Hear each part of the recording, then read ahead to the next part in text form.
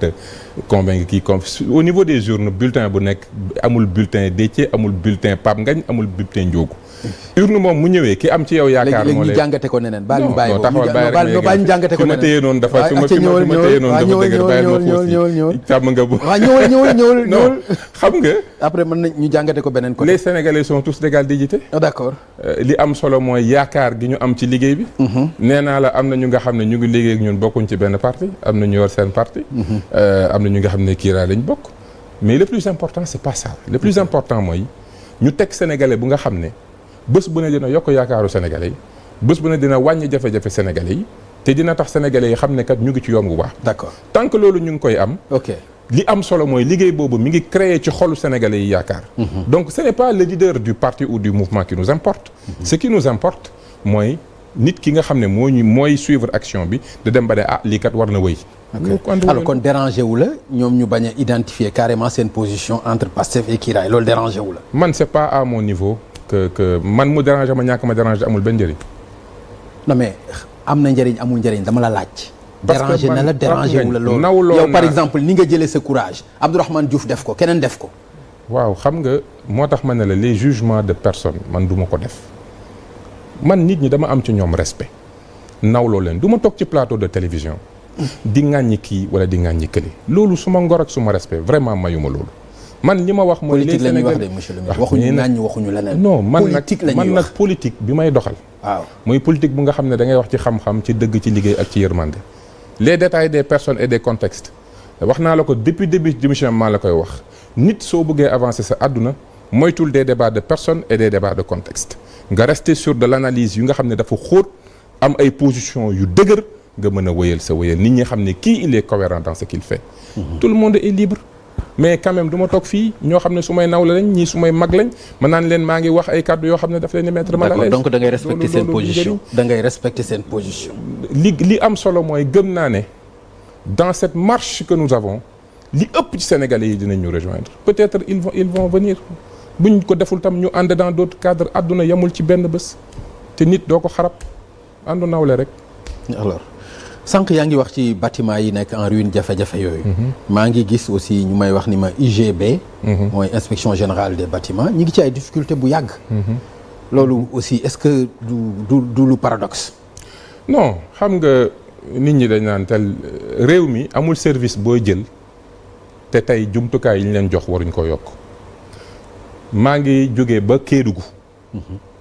dem fa fekk fa service urbanisme bi état boo xam ne ñu góorgóorlu ba tabaxal leen beneen centre bu bees bi ma defee le tour du Sénégal damay visiter tous mes centres d'urbanisme yow benn IGB nga wax man j'ai sama bureau d'urbanisme Sénégal yëpp laa xam yëpp laay dugg tey jii on a commandé des nouveaux équipements pour tout le monde on cherche des voitures pour tout le monde on cherche des moyens pour tout le monde donc du ma toog fii naan IGB dugg na fii génn fii non Sénégalais buy liggéey rek mérité nga ñu teg la dans de meilleures conditions ñu ngi ciy def li ñu mën ak ressources yi ñu am mais pour l'IGB opportunité bi sax newul foofu xam nga tey jii Dakar on a quasiment 1400 de bâtiments menaçants en ruine ay sénégalais yoo xam ne yàlla dogal na ñu nekkoon ay fonctionnaires wala dëkkoon ci kër dem ba amuñu moyen wu sax defaraat kër gi ba kër gi bi nga waaj a daanu seen kaw tey ñooñu dañu defal benn programme bu nga xam ne des investisseurs sont prêts pour ñëw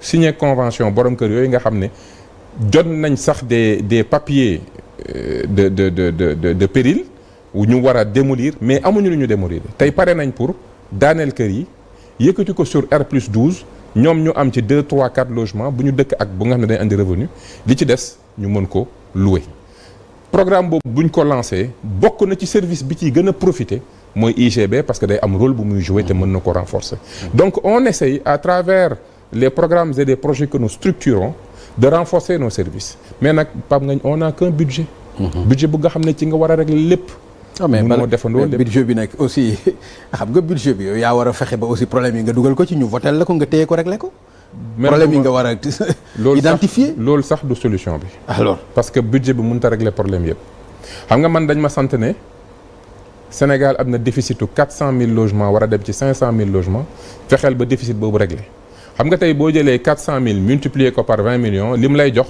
loolu ëpp na budget Sénégal ça c'est clair mais ci sa xarañte en finance. ci ngay structurer lu nga xam ne sénégalais dina pare jóge fële jël 1 milliard 2 milliards war a ay montants yu bëri def ko ci programme boo xam ne xam na ne bu ci tabaxee ay logement premièrement logement yi mën na ko tabaxee ci coût 16 millions alors que buy pare valeur am mën na dem ba 35 millions. parce que bu ñu la joxee suuf accompagné la jox na exonération lu ñu tabaxee ci programme bi luy jar 16 millions en réalité su paree valeur marchande am mën na yegg 35. mën nga ko louer sur 10 ans pendant période bi nga koy louer valeur am day yokk pertoo dara loolu structuré nañ ko ba tey looloo tax nit ñi nangu tey jël signé ay convention man j'ai BNBM Belgium New Materials qui est un grand groupe chinois. publié nañ ko ils ont dit ils amènent 50 milliards de francs CFA pour defar ay logements jox ko sénégalais ñu loué ko loolu xam ne budget bi ñu ma jox doyul ci objectif bi. mais da nga war a structurer noo xamante ne nii da ngay attirer l'investissement. noonu lañ ak PPP ah. PPP mais bii c'est plus du PPP sax bii c'est convention d'investissement la. da nga koy jox suuf. 10 hectares. ne ko 50% programme libre. 50% programme accessible. accessible yi c'est da nga koy jaayee à moins de 25 millions location vente nga tabax nga def sa plateforme sénégalais yi inscrire wu contrat de location vente yi FHS signé ko SNHLM géré ko mu nekk la part accessible. li ci des nag mu développé ay programme libre pour sénégalais yi nekk dans la diaspora yow bi nga xam ne patron nga mën nga jënd. amiin yaa rabbal aalamiin 50 millions nga mën ko jënd. donc l'idée c'est de créer programme bu nga xam ne on crée de l'accessible on crée du programme libre parce que kiy def alalam ci programme bi. soo ko ne accessible donc ngay def danaan marge bi day sew mais soo ko ne 50% accessible mais 50% programme libre mais da ngay tabax. boo tabaxee nag. nga jox Sénégalais. D'accord mais monsieur le ministre proposition bi ñu war a yóbbu Assemblée nationale mu concerne les maires. Que par exemple ku ci transhumé perte sa mandat noo gisee loolu wisam. man de je considère que vous savez la démocratie c'est la liberté des fois il y a des lois que je trouve un peu liberticides parce que tey bëri na maire yoo xam ne bu ñuy dem élection bokkuñ ci benn parti. xam nga am na maire ne bokkuñ ci benn parti tam c'est pas la Bible.